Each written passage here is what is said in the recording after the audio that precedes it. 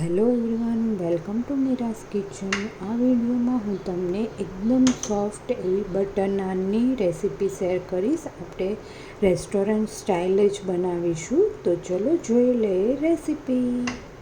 તો અત્યારે આપણે મેંદાનો લોટ 2 કપ લઈ લઈશું. તમે ખાલી ઘઉંથી બી બનાવી શકો, પણ અત્યારે મેંદો અને ઘઉં મેં બંને મિક્સ લોટ લઈશ. 1 કપ જેટલો ઘઉંનો લોટ લઈ લઈશું. આ ઓપ્શનલ છે, તમે બધો આખો જ લોટ મેંદાનો બી યુઝ કરી શકો અને ઘઉંમાંથી બી બનાવી શકશો. અને આવી રીતના મિક્સમાં લેવું હોય તો મિક્સમાં બી બનાવી શકો, બહુ જ ફાઇન બનશે. પ્રોપરલી બંને લોટ મિક્સ થઈ જાય એ રીતના પહેલાં મિક્સ કરી લઈશું આપણે.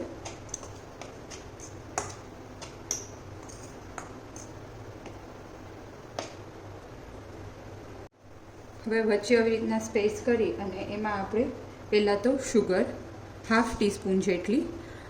શુગર આપણે અત્યારે એટલા માટે લીધી છે કે એ લોટને ફર્મેન્ટ કરવામાં હેલ્પ કરશે અને બહુ જ નાન સોફ્ટ બની અને રેડી થશે. પછી વચ્ચે જ આપણે દહીં એડ કરી દઈશું. અત્યારે મેં 1/2 કપથી ઓછું દહીં લઈ લીધું છે. નોર્મલી આપણે જે ઘરે જ યુઝ કરતા હોય છે એ ટાઈપનું જ દહીં લેવાનું છે. અને મિલ્ક એડ કરી દઈશું. અત્યારે નાની 1 ગ્લાસ જેટલું મિલ્ક એડ કર્યું છે મેં. બેકિંગ સોડા લઈ લીધું છે 1/2 ટીસ્પૂન જેટલું.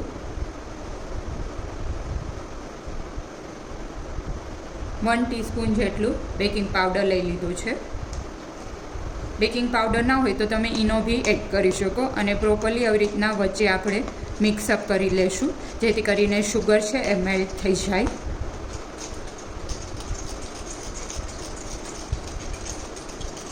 આનાથી ફર્મેન્ટેશન લોટમાં બહુ જ ફાઇન આવશે. અને આ લોટ આપણે થોડો બને એટલો વહેલો તમે બાંધશો તો બહુ જ ફાઇન સ્મૂથ એવી એકદમ સોફ્ટ અંદરથી અને ઉપરથી ક્રિસ્પી એવી નાન બની અને રેડી થશે. અને આપ જોઈ શકો છો અત્યારે આપણે બેકિંગ પાવડર અને સોડા આવી રીતના એડ કર્યું છે એટલે એકદમ ફ્લફી થઈ ગયું છે વચ્ચે.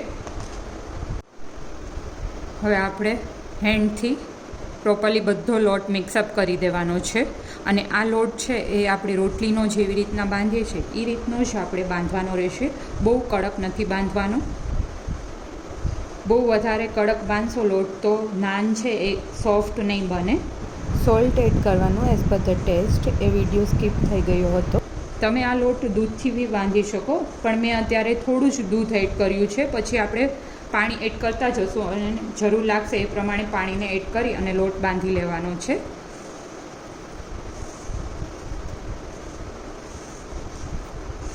અને અત્યારે જે મેં મિલ્ક એડ કર્યું છે એ રૂમ ટેમ્પરેચર પર જ મિલ્ક એડ કર્યું છે. અને જે પાણી બી યુઝ કરું છું એ બી રૂમ ટેમ્પરેચર પર હતું એ ટાઈપનું જ પાણી યુઝ કરેલું છે. વોર્મ વોટર નથી યુઝ કરેલું.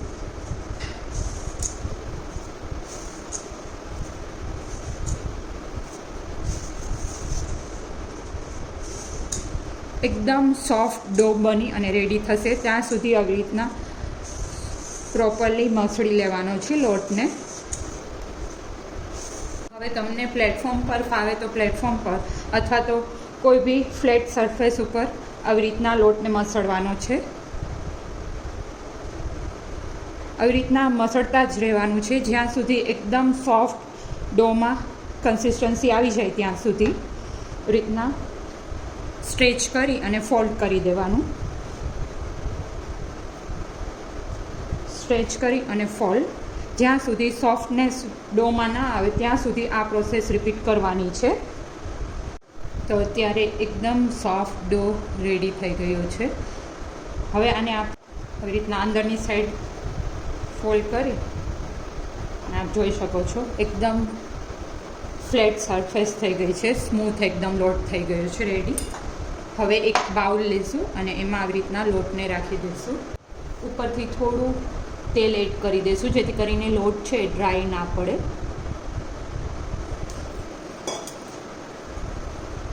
બધી સાઈડ લોટની તેલ લગાવી દેવાનું છે. તમારે એકદમ સોફ્ટ નાન બનાવવી હોય તો એના માટે 2 થી 3 કલાક પહેલાં તો તમારે લોટ બાંધી જ લેવો પડશે મિનિમમ. વધારે તમે કલાક રહેવા દેશો તો સારો જ રહેશે. એટલે 7 થી 8 કલાક પહેલાં બી બાંધી લો તો બી ચાલે, પણ મિનિમમ 3 કલાક પહેલાં તો તમારે લોટ બાંધી અને આવી રીતના રાખી દેવાનો છે. હવે આને આપણે એક ભીના કપડાથી કવર કરી લઈશું, કિચન ટોવેલ હોય એનાથી, જેથી કરીને લોટમાં મોઇશ્ચર રહે. અને ઉપર એક ઢાંકણથી ક્લોઝ કરી દઈશું. અત્યારે 4 કલાક જેવું થઈ ગયું છે અને હવે આપણે ઓપન કરી અને જોઈ લઈશું. તો આપ જોઈ શકો છો ઓલમોસ્ટ ડબલ સાઇઝમાં ફૂલી અને ફ્લફી થઈ ગયો છે એકદમ ડો. એકદમ જારીદાર થઈ ગયો છે. હવે આને આવી રીતના ફોલ્ડ કરી અને આવી રીતના પ્રેસ કરવાનું. રીતના જ આમ પ્રેસ કરી અને લોહું એનું બનાવી લેવાનું છે.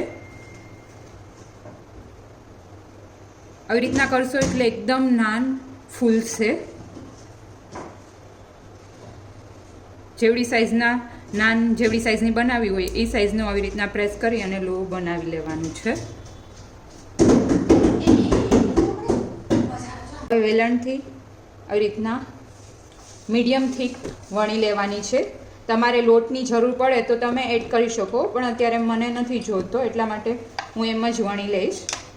બહુ ઝાઝો લોટ નહીં લગાવવાનો. બહુ ઝાઝો લોટ લગાવશો તો જ્યારે આપણે લોઢી પર આને શેકશું તો ઇઝીલી ચોટશે નહીં.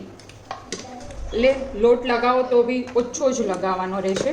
એ રીતના ઓવલ શેપમાં વણવાની છે આપણે નાનને. ને બહુ થીક બી નથી રાખવાની, મીડિયમ જ વણીશું. આટલી વણાઈ જાય પછી ઉપરથી બ્લેક તલ, તમારી પાસે કલોંજી હોય તો એ બી એડ કરી શકો. એ આવી રીતના બ્લેક કલરના જ હોય છે અને તલ જેવા જ લાગે. અને સાવ ઝીણી કટ કરેલી ધાણા ભાજી લઈ લીધી છે મેં. રીતના સ્પ્રેડ કરી અને એકવાર આપણે વણી લઈશું જેથી કરીને નીકળે નહીં.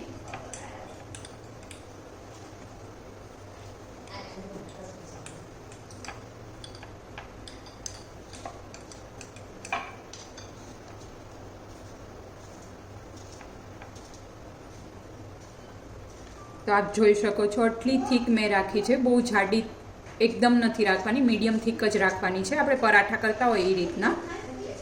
હવે જે આની ઓપોઝિટ સાઈડ હોય ત્યાં આપણે પાણી લગાવી લેવાનું છે. એકદમ પાણીવાળું હાથ કરીને લગાવી દેવાનું. અને લોઢી લઈ લેવાની છે. લોઢીમાં આપણે ખાસ ધ્યાન રાખવાનું કે નોનસ્ટિક લોઢી નહીં ચાલે. આમાં લોખંડની જે પ્લેન લોઢી આવે સિમ્પલ એ જ લોઢી લેવાની, જેથી કરીને આપણે નાન ચોટી જાય લગાવીએ ત્યારે. જો તમે નોનસ્ટિકની લોઢી લીધી હશે તો એ નાન લગાવી હશે એ નીકળી જશે અને પ્રોપરલી નહીં બને. એટલે ખાસ ધ્યાન રાખવાનું કે આપણે નોનસ્ટિકની યુઝ નહીં કરીએ આમાં. એકદમ પહેલાં તપવા દેવાની છે. હવે એકદમ લોઢી તપી ગઈ છે તો આપણે પાણીવાળો ભાગ છે એ લોઢી ઉપર ચિપકાવી દઈશું અને આવી રીતના પ્રેસ કરી દઈશું. આવી રીતના પ્રેસ થઈ ગયા બાદ હવે આપણે આમ ટર્ન કરી દેવાની છે લોઢીને.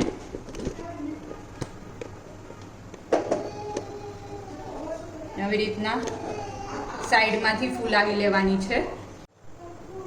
આવી રીતના ટર્ન કરતું જવાનું છે અને એકદમ ફૂલી જાય ત્યાં સુધી આપણે કૂક કરી લેવાની છે.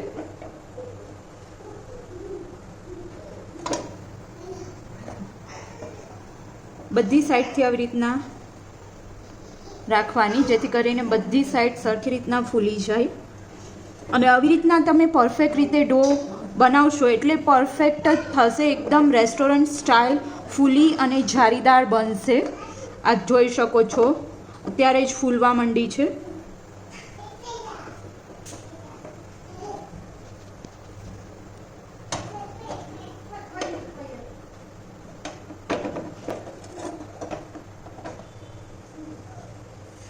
જોઈ શકો છો એકદમ બહાર જેવી જ બનશે.